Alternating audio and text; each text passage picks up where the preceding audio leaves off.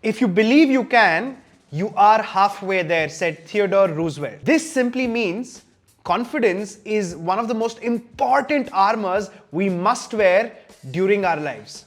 A lot of us today struggle with confidence. Some of us get confidence naturally. And I must say, I'm one such individual who's gotten confidence in a very natural manner. But does it mean that I have confidence all the time in every single situation? No, I don't. There are certain situations, maybe when I'm meeting a client and giving them a sales pitch, or when I'm talking to a really pretty girl, where I feel not so comfortable, I feel not so confident.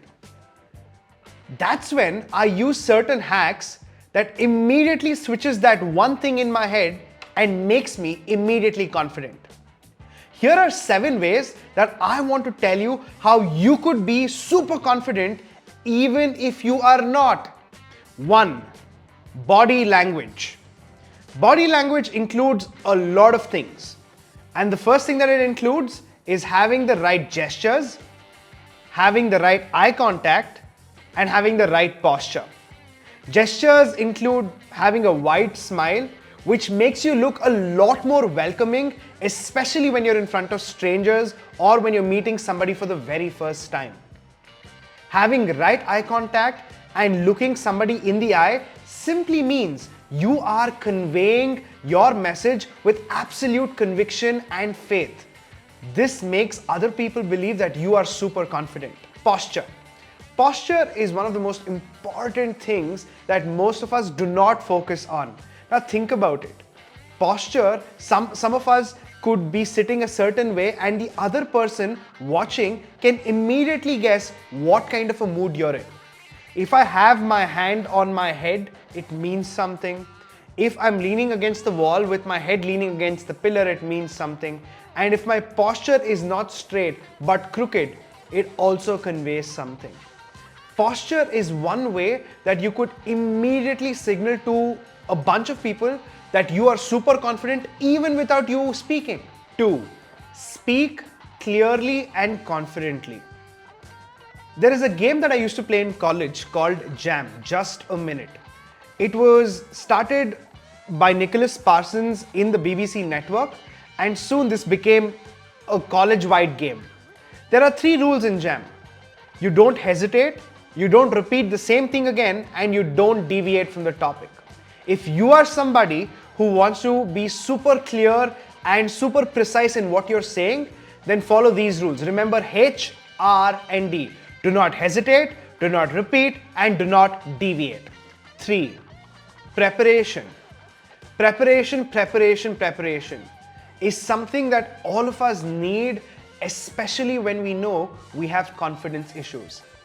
Make sure you put the time necessary to understand where you are going to face this conflict in terms of confidence with yourself.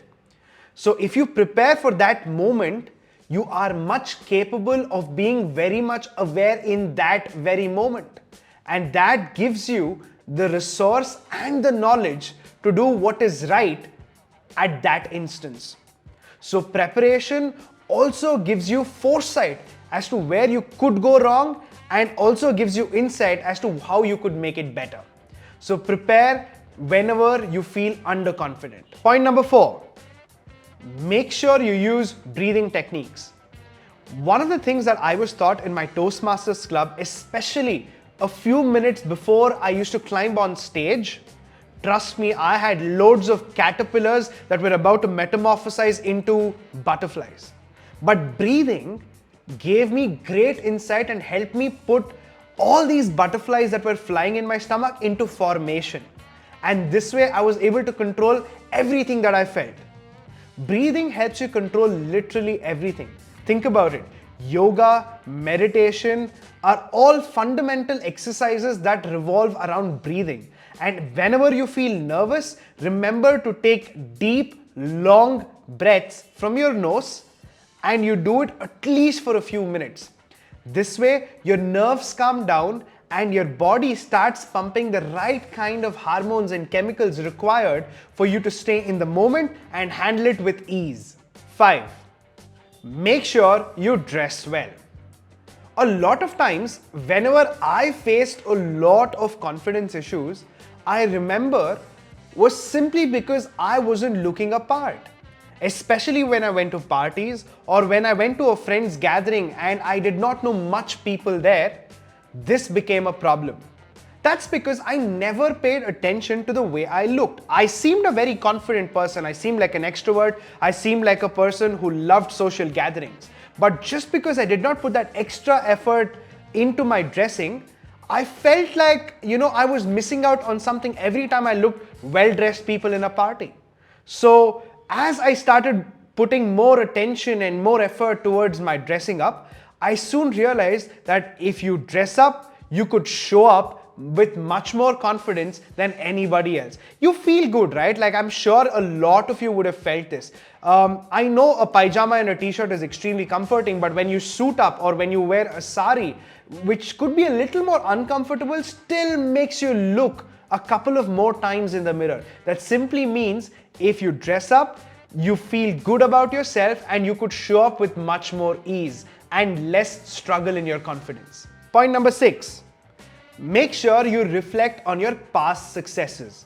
Now, this is a point that did not come to me naturally. I was doing a course by this wonderful gentleman called Blair Singer, which was called Inner Voice Mastery. In this, he mentioned anytime you go through some sort of nervousness or you are faced with a challenge that you feel doubtful about yourself, what you got to do is take a moment of pause.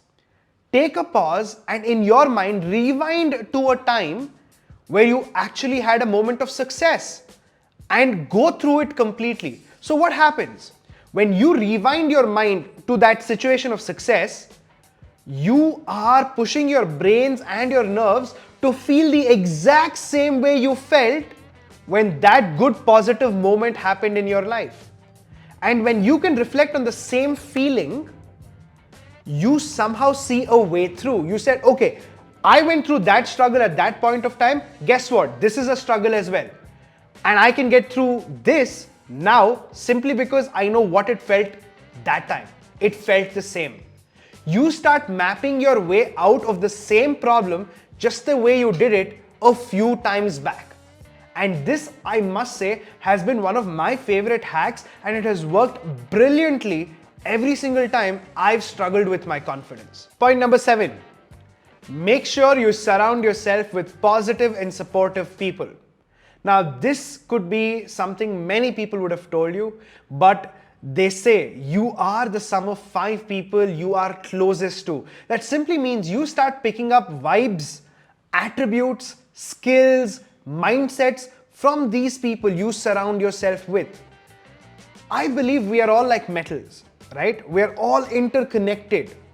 And if you take 5 metal pieces and connect them in one specific manner and you start heating these 5 metal pieces from one end, what's going to happen? Even the 5th and the final part is going to catch the heat.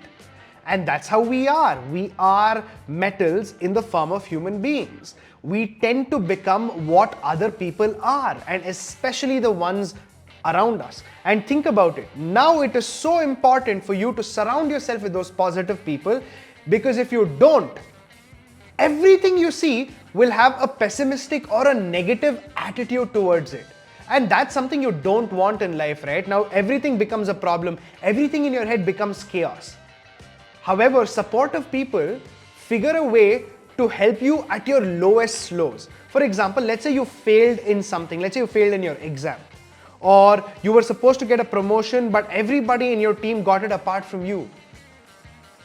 If somebody came and said, listen, you had to work hard and maybe it'll happen next time. No, that's okay. But what if that person came up to you and said, listen, you're a great human being and I know how many hours you worked every single week extra. All you have to do this time is be a little more nicer to your seniors. And that way, by building a good relationship, you could get a promotion next year or next month or next quarter. Positive people have this one knack and ability to take anything negative, round it up, and present it to you in a way where you could accept it wholeheartedly with faith and with the utmost learning. So surround yourself with positive people who give you the right kind of feedback, and this way you have enough to gain confidence and you will stop struggling immediately. Try it out and let me know. So ladies and gentlemen, boys and girls, I hope you enjoyed this video, and please make sure you put these 7 tips into your real life and practice them. Also, do let me know in the comment section below if you use any other tips while you are struggling with confidence. I would love to know more about it. And do not forget to hit the subscribe button and the bell notification button so that you could stay tuned for our future videos.